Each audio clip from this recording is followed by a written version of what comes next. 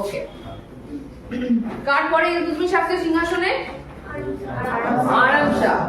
কিন্তু ইতিহাস কাকে বলছে, কার পরে আসছে? মেনলি কুতুবউদ্দিন আইবকের পরে আমরা ইলতুৎমিশকে পড়ছি। ইলতুৎমিশ কে ছিলেন? প্রথম কে ছিলেন? স্লেভ ছিলেন। তার আগে কে ছিলেন? কোথায় এনার সূত্র কোথায়? তুর্কিস্তানে একটা ট্রাইব ছিল, কি নাম? ইলবারি। ইলবারি, এই ইলবারি ট্রাইবের যিনি নেতা, কি নাম ছিল? ইলাম খান। ইলাম খানের পুত্র ছিল ইলতুৎমিশ। ঠিক আছে। ইন্ডিয়াতে কে ছিলেন? ইন্ডিয়াতে যখন আসেন কে ছিলেন? কুতুবউদ্দিন আইবকের স্লেভ ছিলেন। ঠিক আছে। তাহলে হঠাৎ করে কুতুবউদ্দিন আইবক এনাকে জামাই বানিয়ে নিল। কেন জামাই বানালো? কি কোয়ালিটি দেখলেন? ইনি মিলিটারি সেগমেন্ট কি ভালো চালাচ্ছিলেন এবং প্রচন্ড ট্যালেন্টেড ছিলেন। তো সেটা দেখে কুতুবউদ্দিন আইবক কি করছে, এনাকে নিজের জামাই বানিয়ে নিচ্ছে। জামাই বানিয়ে একটু কিছু গিফট দিতে হবে। কি গিফট দিলেন? বদাউন। বদাউন একটা ছোট অঞ্চল দিল্লির পাশে, সেইটাকে বলছে তুই নে, তুই এই জায়গাটা রাজত্ব কর। ওকে, জামাইকে গিফট দিয়ে দিল। চলো ঠিক আছে। তারপর কুতুবউদ্দিন আইবক দেখছি আমরা 1210 সাল হঠাৎ করে পোলো খেলতে গিয়ে মারা যাচ্ছে। তাহলে কুতুবউদ্দিন আইবক কি ঠিক করে রেখেছিলেন যে ওনার পরে কি রাজা হবে? ঠিক তো করার নেই। তাহলে সেই সময় কুতুবউদ্দিন আইবকের ছেলে, কি নাম? আরাম শাহ, তাকে সিংহাসনে বসানো হচ্ছে। কারা বসাচ্ছে? আমিররা বসাচ্ছে। আমিররা মিলে বসালো। কতদিন রাজত্ব করলো? কেন 8 মাসের পর ছেড়ে গেল? কারণ একেবারে অযোগ্য ছিল। তো কিভাবে একে সিংহাসন থেকে সরানো হলো? ইলতুৎমিশ কি করছে, এর সাথে যুদ্ধ করলো, করে একে বাবা তুই সর, আমি বসি সিংহাসনে। তো ইলতুৎমিশ সিংহাসনে বসে প্রথম কাজ কি করলো? কি কি সমস্যা হলো দেখলো যে চেঞ্জ করতে হবে? রাজধানী স্থানান্তর করলো। কি রকম করলো স্থানান্তর? না অ্যাকচুয়ালি চেঞ্জ করলো।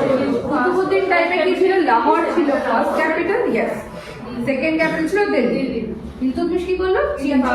ফার্স্ট ক্যাপিটাল করলো, ভেরি গুড। পুরো রাজত্বটা দেখলো ঠিকঠাক করে চালানোর জন্য কি সিস্টেম আনছে? ইকতা সিস্টেম আনছে। ইকতা মানে কি হয়? প্রভিন্স বা প্রদেশ, বাংলায় প্রদেশ, তাই তো। ইকতা সিস্টেমটা কেমন? আমার একটা বড় রাজ্য রয়েছে, সেটাকে আমি ছোট ছোট খণ্ডে ভাগ করলাম। এক একটা খণ্ডকে বললাম ইকতা, এক একটা ইকতা। আবার ওই প্রত্যেকটা ইকতাকে পরিচালনা করার জন্য একজন করে গভর্নর নিযুক্ত করা হলো। তাদেরকে কি বলা হতো? ইকতাদার বা মুক্তি। Very good. আচ্ছা, এই প্রত্যেকটা, আচ্ছা এই সিস্টেমটা ইকতা বংশানুক্রমিক বানিয়ে দেওয়া হলো। বংশানুক্রমিক মানে কি করলো? যে একজন যে ইকতাদার হবে তার ফ্যামিলি ওই জায়গাটা চালাতে থাকবে। তো এটা একটা নতুন জিনিস। আচ্ছা, আর একটা সিস্টেম ইনি এনার অ্যাডমিনিস্ট্রেশনে এনেছিলেন। কি সিস্টেম বা কি তৈরি করলেন? বলো বলো, কোন নাম? 40 চক্র বা ইংলিশে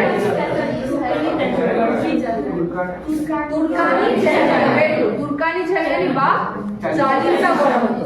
এই চালিসাতে কতজন ছিলেন? 40 জনের। কাজ কি ছিল? রাজাকে অ্যাডমিনিস্ট্রেশনের কাজে সাহায্য করা। 40 জনের এই গ্রুপটা এই কাজটা করতো। আচ্ছা, ইনি আর কি ইন্ট্রোডিউস করলেন? অ্যাজ এন ফার্স্ট মুসলিম, প্রথম মুসলিম হিসাবে কারেন্সি ইন্ট্রোডিউস করলেন। কি কি কারেন্সি? কটা কারেন্সি? দুটো কারেন্সি। একটা ছিল আর একটা সিলভার কয়েন। সিলভার কয়েনটার কি নাম রাখা হলো? টঙ্কা।